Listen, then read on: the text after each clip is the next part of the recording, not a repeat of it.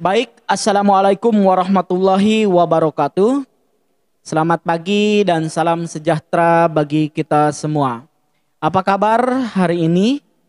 Mudah-mudahan teman-teman semuanya selalu dalam keadaan sehat, bahagia, sukses. Tentunya kita semua selalu ada dalam lindungan Allah Subhanahu wa taala. Amin ya Allah ya robbal alamin. Ya alhamdulillah, jumpa lagi ya bersama saya dalam pertemuan kuliah minggu ini. Kita akan membahas terkait dengan sejarah korupsi. Nih, sejarah korupsi ini ya ada ini bukan saja sejak Orde Reformasi, melainkan dari pra kemerdekaan ya sampai pasca kemerdekaan. Ini korupsi ini sudah ada di negara kita ya. Jadi korupsi di Indonesia ini dikatakan ya sudah membudaya sejak dulu ya, sebelum dan sesudah kemerdekaan. Nah, oleh karenanya dalam materi ini ya saya akan memberikan pengantar kepada teman-teman mahasiswa semuanya nanti terkait pembahasan secara jelas tuntasnya, nanti kita akan lanjutkan pembahasannya di kelas. Ini saya akan memberikan pengantar terlebih dahulu.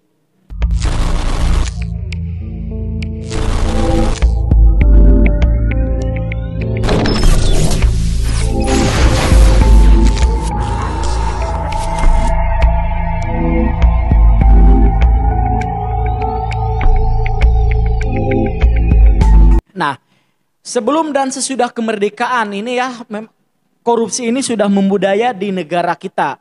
Ya, jadi dari mulai di era Orde Lama, kemudian Orde Baru dan lanjut hingga era reformasi ya. Dari berbagai upaya juga terkait dengan pemberantasan korupsi ini sudah dilakukan oleh pemerintahan negara kita. Ya. Namun hasilnya seperti yang sahabat-sahabat atau teman-teman mahasiswa ketahui ya, sampai sekarang kasus-kasus korupsi ini masih banyak terjadi di negara kita ya. Nah, sebelum kita masuk ke yang lain, kita pahami dulu ya, kita terkait dengan pra kemerdekaan. Ini yang poin 1, ini udah dibuatkan tabelnya ya. Jadi ada pra kemerdekaan ya periodenya, kemudian ada perilaku korupsi dan upaya pemberantasannya. Jadi pas pra kemerdekaan ini nih, periode pra kemerdekaan, terus perilaku korupsi dan upaya pemberantasannya seperti apa dan apa saja, ini sudah dibuat tabel. Jadi nanti teman-teman mahasiswa ya sambil mendengarkan video ini bisa juga melihat materinya ya. Nah, kita mulai dari periode pra kemerdekaan. Nah, dari periode pra kemerdekaan ini ya perilaku korupsi dan upaya pemberantasannya. Ini di masa pemerintahan kerajaan. Nah, dalam masa pemerintahan kerajaan ini ya budaya atau tradisi korupsi yang tiada henti karena didorong oleh motif kekuasaan, kekayaan dan wanita. Ya, jadi motif terjadinya atau tradisi korupsi ini kalau kita lihat ya, kita baca dari masa pemerintahan kerajaan ini, salah satunya ya didorong oleh motif kekuasaan, kemudian kekayaan dan wanita. Ini motif-motif yang terjadinya korupsi. Nah, kemudian yang keduanya ini perebutan kekuasaan di kerajaan ya. Kerajaan Singosari nih sampai 7 keturunan saling membalas dendam tersebut kekuasaan ya. Jadi yang tadi motif kekuasaan kekayaan, kemudian di poin 2-nya juga ini perebutan kekuasaan di kerajaan Singosari nih. Kemudian yang selanjutnya ada juga di Majapahit nih, pemberontakan Kuti ya, Narbi, Suro dan lain-lain. Kemudian ada juga di Demak Joko Tingkir dengan Haryo Panangsang. Kalau di Banten ini Sultan Haji merebut tahta dari ayahnya ya, Sultan Ageng Tirtoyoso. Ini jadi masa kemerdekaannya ya. Kemudian selanjutnya juga ada nih poin perlawanan rakyat terhadap Belanda dan seterusnya sampai terjadinya beberapa kali peralihan kekuasaan sampai terjadinya ya peralihan kekuasaan di Nusantara, kemudian telah mewarnai sejarah korupsi dan kekuasaan di Indonesia. Nah, terus kita masuk lagi ke kehancuran kerajaan-kerajaan besar nih, Sriwijaya, kemudian Majapahit ya dan Mataram. Ada karena perilaku korup dari berbagai sebagian besar para bangsawannya. Ya, jadi Yang ini ada Sriwijaya diketahui berakhir karena tidak adanya pengganti atau penerus kerajaan sepeninggal Balaputra Dewa. Nih, kemudian di Majapahit diketahui ya hancur karena adanya perang saudara, perang Paregreg ya. Jadi bahasanya perang Paregreg. Perang Paregreg itu adalah merupakan perang saudara ya sepeninggal Majapahit Gajah Mada. Terus kemudian di Mataram terjadi lemah dan semakin tidak punya gigi karena dipecah belah dan dipreteli gigi taringnya oleh Belanda. Nah, ini adalah pra kemerdekaan ya, masa pemerintahan kerajaan. Kemudian masuk kepada masa kolonial Belanda nih. Pada masa kolonial Belanda ini dari tahun ya 1755 ya atau 55 dengan perjanjian Giyanti, VOC memecah Mataram menjadi dua kekuasaan, yaitu Kesultanan Yogyakarta dan Kesultanan Surakarta ya dari masa kolonial Belanda. Jadi di tahun 1755 itu POC nih ya dalam masa perjanjian Giyanti ya. Jadi POC memecah Mataram menjadi dua kekuasaan. Antaranya Sultan Yogyakarta dan Kesultanan Surakarta. Kemudian di tahun 1755 sampai dengan 1758 nih, POC memecah Kesunanan ya. Surakarta menjadi dua daerah kekuasaan yaitu Kesunanan Surakarta dan Mangkunegaran ya. Ini tahun 17. Dalam kalangan elit kerajaan nih, dalam ini masih periode ini ya dari masih masa kolonial Belanda. Nah, dalam kalangan elit kerajaan ya, kemudian raja lebih suka disanjung, dihormati, ya dihargai dan tidak suka menerima kritik dan saran. Ini adalah pada masa ya kerajaan kolonial Belanda. Jadi tidak menerima kritikan. Kemungkinan kalau ada hal-hal lain yang dilakukan oleh raja ya dikritik ya seperti pemerintahan sekarang kan sebagai mahasiswa teman-teman atau dari kalangan aktivis lainnya memberikan kritik, mungkin pada masa kerajaan itu raja itu tidak menerima kritikan gitu loh ya. Nah, kemudian kita lihat dari aspek ekonomi ini. Dari aspek ekonomi ini, raja dan lingkaran kaum bangsawan mendominasi sumber-sumber ekonomi di masyarakat. Ya, rakyat umumnya dibiarkan miskin tertindas, tanduk dan harus menuruti apa kata maupun atau kehendak penguasa. Ini kita dilihat dari aspek ekonominya nih. Kemudian tadi kita berbicara terkait dengan pra kemerdekaan. Nah, bagaimana dengan pasca kemerdekaan? Nah, pasca kemerdekaan ini ada poin Orde Lama. Yang pertama adalah Orde Lama. Nah, pada masa Orde Lama ini ya dibentuk Badan Pemberantasan Korupsi. Nih, kalau dalam pra kemerdekaan ini kan sebelum dibentuk nih terkait Badan Pemberantasan Korupsi ini.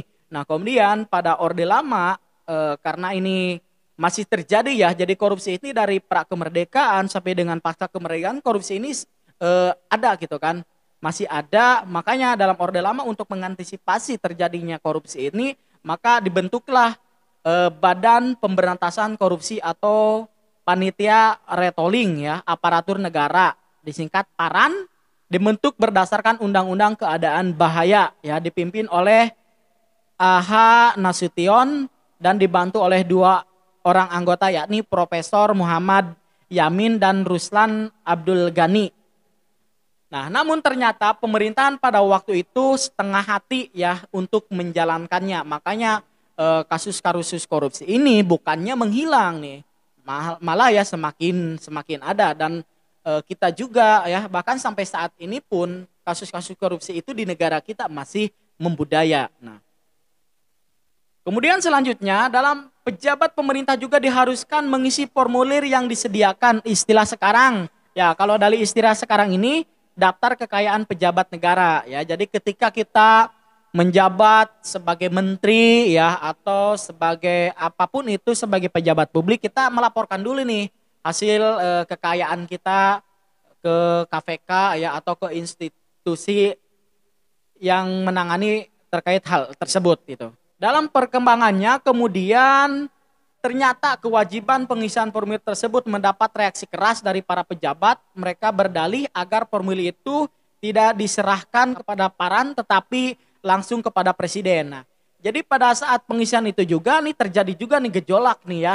Bahwasannya yang lain ya, sebagian formulir itu diserahkan ya jangan ke Paran, tetapi ya maunya ke langsung ke presiden. Makanya ini terjadi aja nih gejolak-gejolak permasalahan tersebut ya.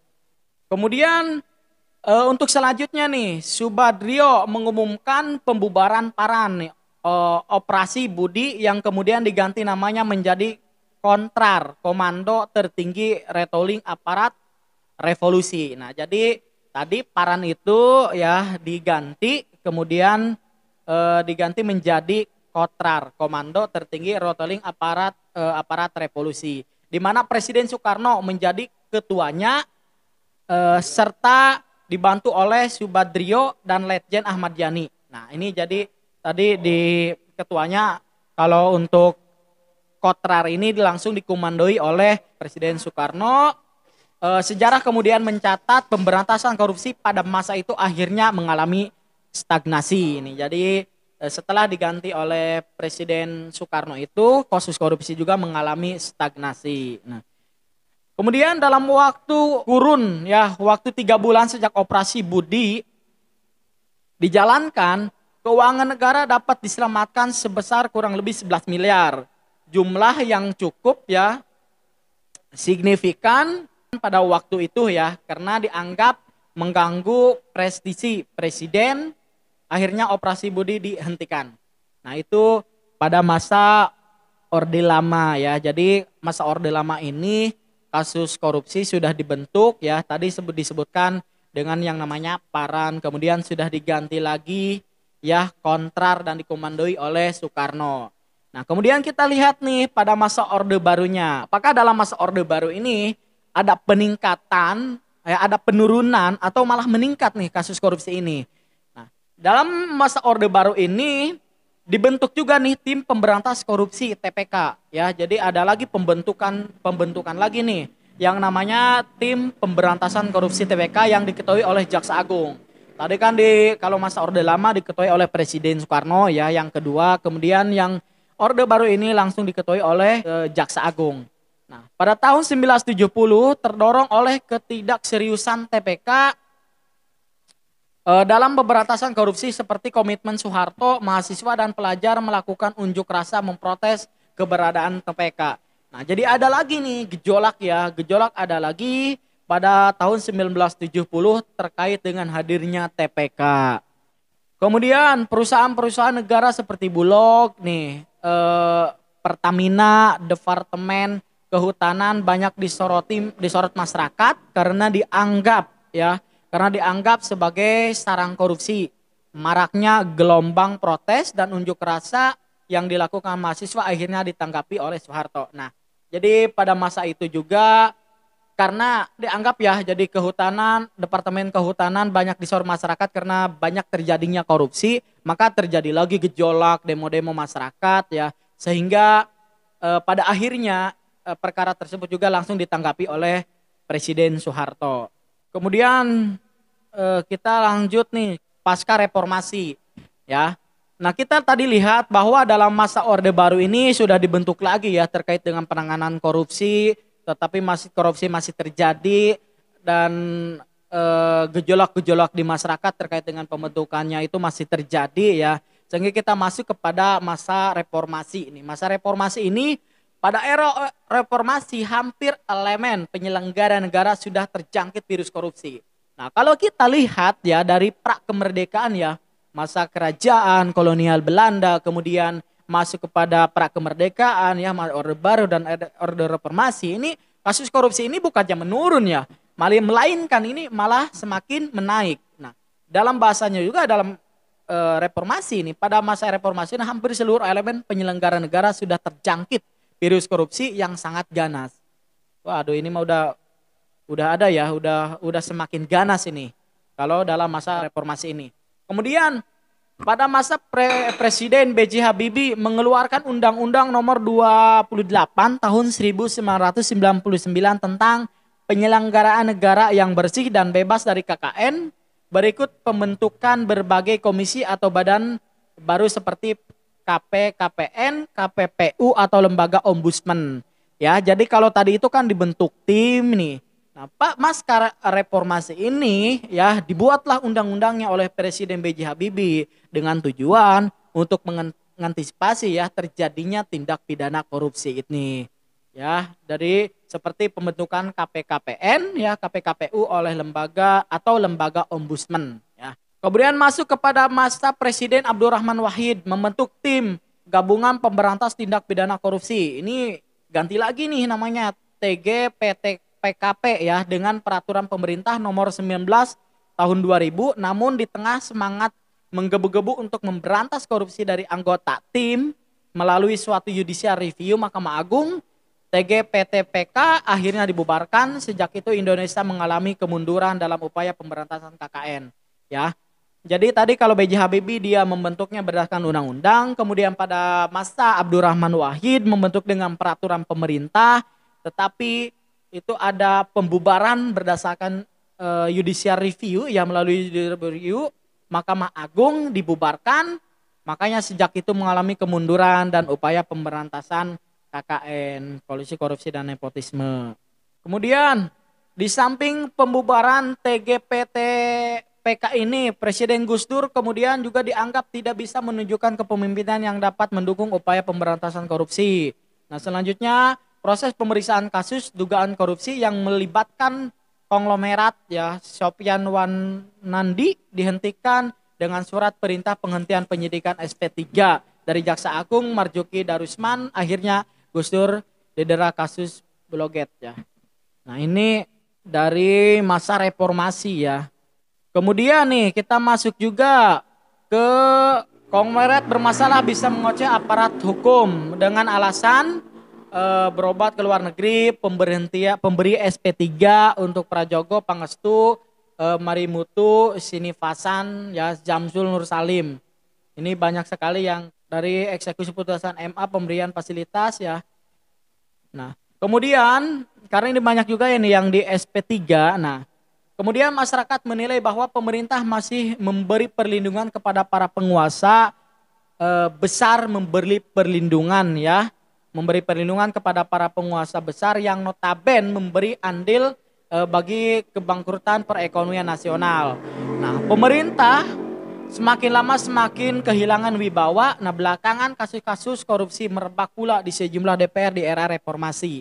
Nah, kemudian pada 2003 ya, Komisi Pemberantasan Korupsi atau disingkat menjadi KPK adalah komisi yang membentuk pada tahun 2000 ya, untuk mengatasi, menanggulangi dan memberantas korupsi di Indonesia. Nah, komisi ini didirikan berdasarkan Undang-Undang Republik Indonesia Nomor 30 Tahun 2002 mengenai Komisi Pemberantasan Tindak Korupsi. Ya, jadi pada tahun 2003 ini pemerintah negara Indonesia ya sudah membentuk yang namanya KPK. Jadi KPK ini Komisi Pemberantasan Korupsi yang khusus ya menangani perkara-perkara korupsi. Ya, spesialis ya. Jadi dengan tujuan ya untuk menghindari terjadinya korupsi ya. Nah, pada tanggal 16 Desember 2003 Taufikur Rahman Ruki dilantik menjadi ketua KPK nih. Jadi ketua pertama ini Taufikur Rahman Ruki ya dilantik sebagai ketua KPK dan memposisikan dirinya sebagai katalisator atau pemicu sebagai aparat dan institusi lain untuk terciptanya jalan sebuah good and clean governance. Itulah ya sejarah singkat ya terkait dengan korupsi ini ya. Kalau kita lihat dari materi kita ini mulai dari pra kemerdekaan sampai dengan pasca kemerdekaan. Nah, mudah-mudahan pengantar ini bisa memberikan pencerahan kepada teman-teman mahasiswa semuanya ya. Kurang dan lebihnya mohon maaf. Terkait dengan pertanyaan kalau ada boleh ditulis di kolom komentar. Kemudian nanti kalau kurang puas nanti boleh ditanyakan di kelas ya. Demikian pengantar terkait dengan sejarah korupsi yang saya bisa sampaikan. Kurang dan lebihnya mohon maaf. Sekali lagi mudah-mudahan ini bisa memberikan pencerahan bagi teman-teman mahasiswa semuanya ya. Atau masyarakat umumnya ya. Demikian. Assalamualaikum warahmatullahi wabarakatuh. ASP lapor, kami hukum, jauhi hukuman.